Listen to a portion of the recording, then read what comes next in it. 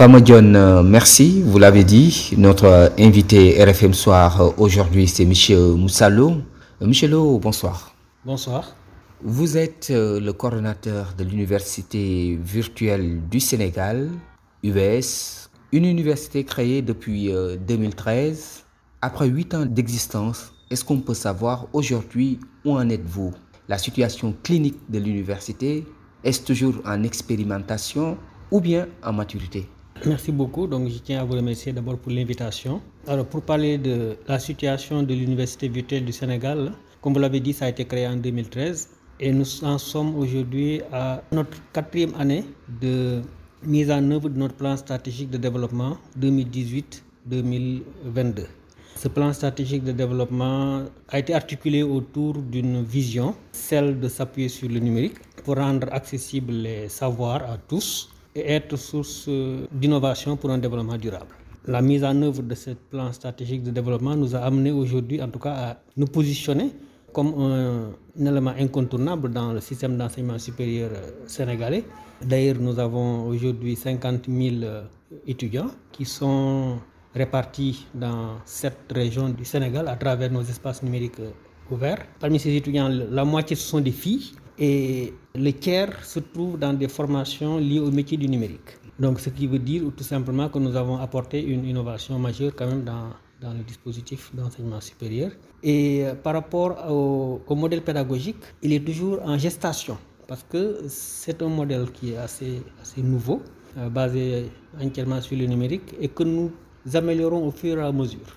Nous avons aujourd'hui une offre de formation donc très diversifiée et cette année nous avons démarré des formations très pointues dans le domaine du big data, de l'intelligence artificielle, de la robotique et nous venons d'ailleurs d'avoir aussi un avis favorable de l'UNESCO pour mettre en place une chaire UNESCO dans le domaine des sciences et technologies émergentes pour le développement. Nous avons aussi un peu plus de 4000 diplômés de licence parce que aussi nous avons commencé à sortir les masters depuis quelques mois.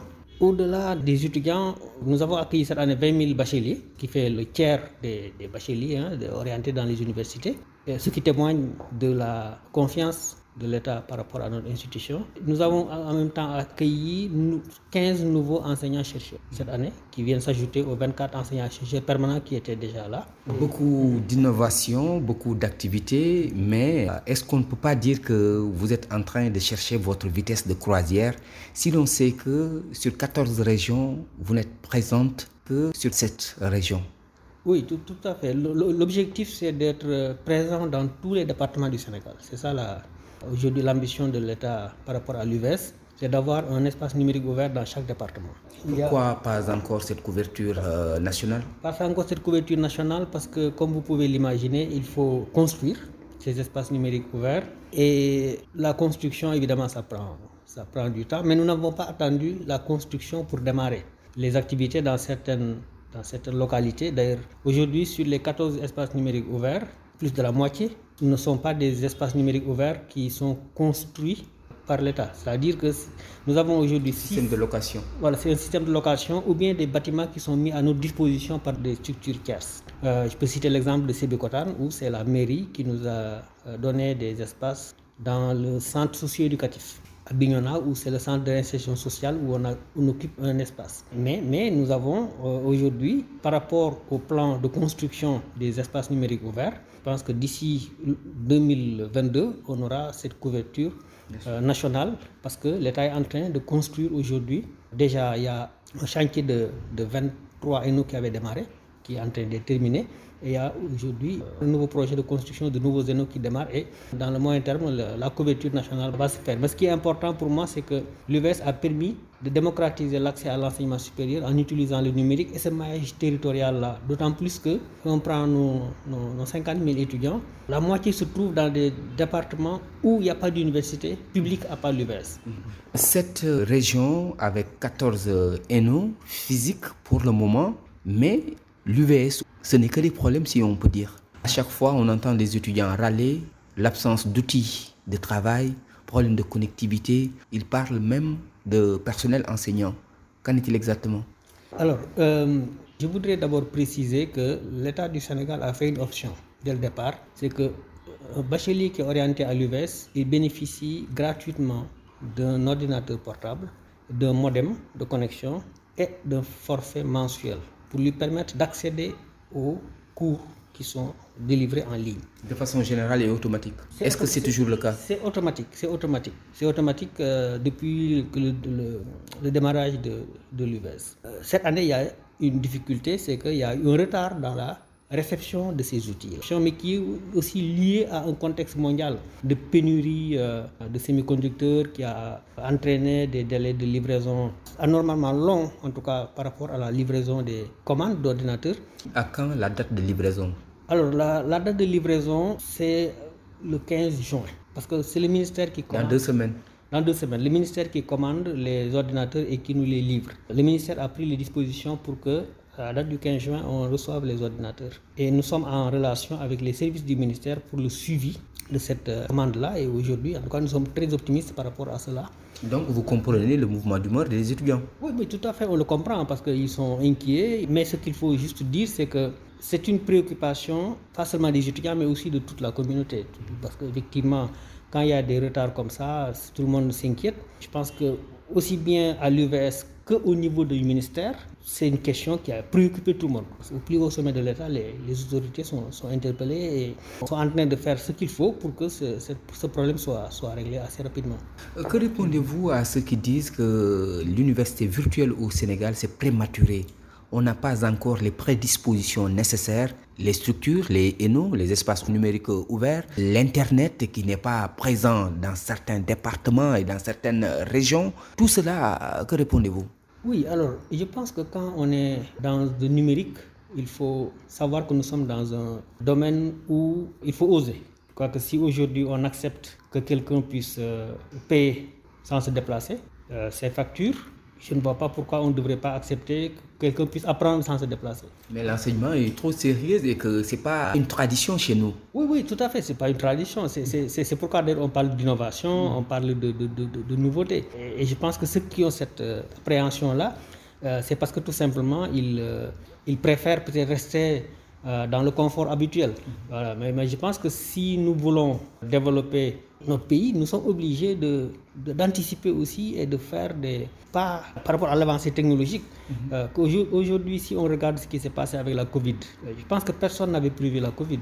Personne ne l'avait prévu. Et aujourd'hui, quand la Covid est arrivée, tout le monde s'est réuni au numérique. Aujourd'hui, c'est le télétravail, c'est le téléapprentissage, c'est la télémédecine. Tout le monde utilise le numérique aujourd'hui parce que, justement, les gens se sont rendus compte que c'était la seule solution pour pouvoir continuer à survivre. Donc, je pense que de ce point de vue-là, on devrait plutôt saluer la vision du chef de l'État et du gouvernement du Sénégal d'avoir, depuis 8 ans, eu cette idée-là de créer cette institution-là qui aujourd'hui, en tout cas, est en train de grandir tout simplement, de faire son chemin. Il y a des difficultés, naturellement, comme dans toute chose. Hein. Et je pense que c'est dans les difficultés qu'on se forge aussi. Il faut aussi saluer les efforts qui ont été faits. Au départ, les étudiants avaient un forfait mensuel de 3 gigas par mois. Ce forfait, il est passé aujourd'hui à 5, 7, 10 gigas selon les opérateurs. Et il y a même des opérateurs qui permettent aux étudiants, lorsqu'ils accèdent à nos plateformes de formation, ce forfait-là ne soit pas utilisé. Donc, il y a quand même des efforts qui aujourd'hui sont faits par le gouvernement en relation avec les opérateurs. Mais les revendications, les doléances, les motifs de grève des étudiants, ce ne sont pas seulement les ordinateurs, l'outil de travail, la connectivité. Il y a aussi les bourses d'études qu'ils demandent. Oui, les bourses, c'est vrai que c'est souvent un motif de revendication des étudiants. Mais là aussi, je pense qu'il faut saluer les efforts qui sont faits quand même par l'État du Sénégal depuis quelques années sur les bourses. Les bourses, je pense qu'ils sont payées régulièrement et à temps. Il n'y a pas d'arriéré? Non, je ne pense pas qu'il y ait d'arriéré. Ce qu'il faut noter, c'est que souvent, avec le décalage du calendrier académique, il y a parfois des difficultés. Des chevauchements d'années, et ce qui fait parfois que la direction des bourses a du mal même parfois à payer à temps certains étudiants parce qu'on arrive à un moment où, par exemple, ils ont clôturé l'année budgétaire et il y a encore des cours qui se déroulent pour terminer l'année académique en cours. Mais ce que nous faisons généralement, et ça s'est fait il n'y a pas longtemps, lorsque des questions comme ça se posent, nous sollicitons la direction des bourses qui est vraiment très très disponible de ce point de vue-là pour organiser une rencontre avec les services de la direction des bourses, nos services et les représentants des étudiants pour voir ensemble comment trouver des solutions. Brièvement, pour celui qui connaît bien le système classique de l'enseignement supérieur, on lui parle d'enseignement dans une université virtuelle. Comment on peut lui expliquer les évaluations, les systèmes de graduation et d'examen? Comment l'évaluation de l'étudiant se fait? Alors, l'évaluation, il faut noter qu'il y a deux formes d'évaluation. Il y a ce qu'on appelle l'évaluation formative, qu'on appelle communément le contrôle continu, qui permet d'évaluer l'étudiant pendant le semestre pour vérifier ce qu'il a compris, lui permettre de se perfectionner avant la fin du semestre. Ça, nous le faisons à partir des plateformes de formation. À la fin du semestre, il y a une note qui est calculée sur la base de l'assiduité et des résultats qu'il a obtenus dans ces tests de connaissances-là. Ça, c'est la première chose. Maintenant, il y a l'évaluation sommative, qui est l'évaluation terminale que l'étudiant fait lorsqu'il a terminé ses cours semestriels. Cette évaluation-là, elle se fait sur table et de façon surveillée. Et là, ça ne sera plus du virtuel. Voilà, là, ce n'est plus du virtuel, sauf qu'on a la possibilité l'étudiant peut faire ça à distance. C'est-à-dire il y a plusieurs modalités. L'évaluation peut se dérouler dans un espace physique, comme à l'ENO ou bien dans un lycée, où l'étudiant il vient en classe, il est surveillé, il est sur papier, il fait son évaluation, comme ça se passe n'importe où. Mais ça peut aussi se faire en ligne, c'est-à-dire à travers un ordinateur, soit l'ordinateur qui lui est donné par l'université, ou bien un ordinateur que lui, il amène. Est-ce qu'il ne se posera pas un problème de surveillance? Mais justement, si, c'est-à-dire que ce que j'ai dit, que lorsque l'étudiant vient, dans ce cas-là, il est surveillé physiquement, il y a des surveillants physiquement. Maintenant, s'il le fait en utilisant son ordinateur, il y a un dispositif de surveillance en ligne. Nous avons une équipe qui s'occupe que de ça, c'est-à-dire faire de la surveillance en ligne. Et on a même aujourd'hui la possibilité pour un étudiant qui se trouve dans une situation particulière, parce que nous avons des étudiants qui sont à l'étranger, qui avant allaient dans les ambassades, par exemple, pour faire les évaluations, poser en relation avec le ministère des Affaires étrangères. Mais avec la Covid, avec le confinement, beaucoup ne pouvaient plus se déplacer. On leur permet, à partir de chez eux, de faire cette évaluation-là à distance, sous surveillance. Il y a un logiciel qu'ils installent et qui nous permet de les surveiller pendant toute la durée de l'épreuve. Et ce dispositif-là, nous l'utilisons aussi pour les professionnels qui ont des difficultés pour se déplacer. Nous avons aussi de plus en plus des personnes qui vivent par exemple avec un handicap ou bien qui sont dans des situations sanitaires qui ne leur permettent pas de se déplacer. Et récemment, j'ai vu des femmes qui ont accouché par exemple et qui voulaient faire leur examen et à qui on a permis de le faire sans se déplacer. Donc en présentiel ou à distance, la surveillance est possible. La surveillance est possible et elle est assurée. Parce que c'est ça qui permet aussi de crédibiliser les diplômes qu'on donne à l'étudiant à la fin de son parcours. Une dernière question peut-être.